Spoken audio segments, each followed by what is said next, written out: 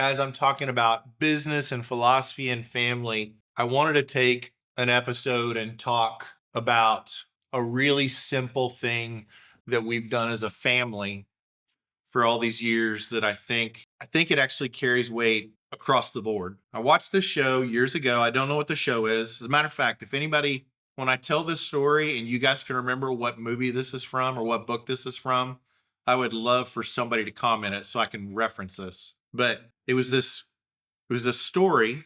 I think it was a book that I read that was about pirates. And one of the things that I read in the book that I thought was really interesting was they have this concept of the black marble. And the black marble was their hard no. And you only got one. And it kind of fascinated me because at that point I was a dad of young kids, and we would get in the car. When we get in the car, because we live in the era that we live in, when I was a child, you just turn the radio on. When you turn the radio on or you put a CD in, well, I'm old enough that you didn't put a CD in, you put a tape in, and you would rewind and fast forward and try to find the right song. And maybe you're listening to your mixtape, and who knows. But in those days, you just turned the radio on and it just played. You heard the song, but you don't know what song's coming up. You just know what station you listen to. And you would hear commercials and you hear all the things, and you might skip channels around to avoid commercials, but you didn't really get to pick your playlist. Now everybody gets to pick their playlist.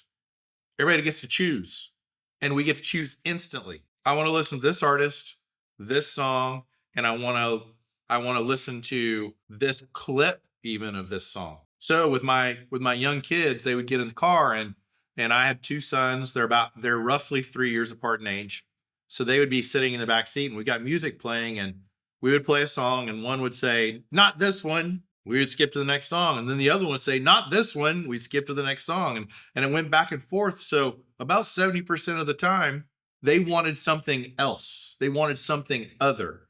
And it became exhausting for everybody else in the car because it was like we don't really get to enjoy anything.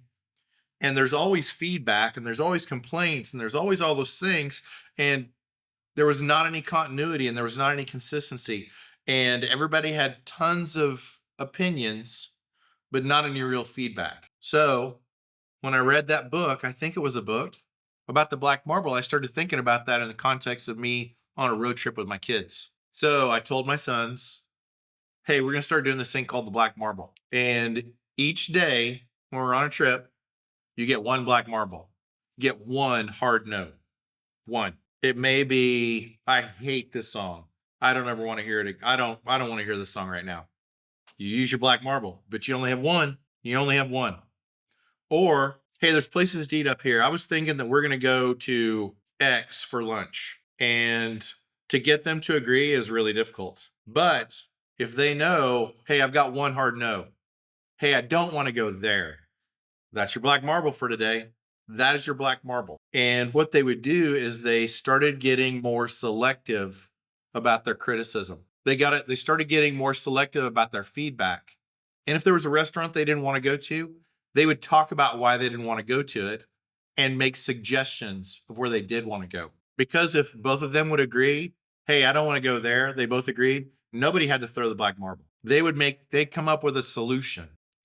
And I watched this all kind of evolve in real time. And I thought it was really interesting because they realized, and it's this really interesting thing that I saw, not because I planned it. I was just trying to simplify life. I was just trying to not feel swept around by the winds of opinion. And what happened is instead, my sons started to see that influence grows when you learn the cost of your own no. They started to realize that it's not just about having an opinion, but it's about being able to communicate it. It's not just about saying something and being loud. It's about being thoughtful with it.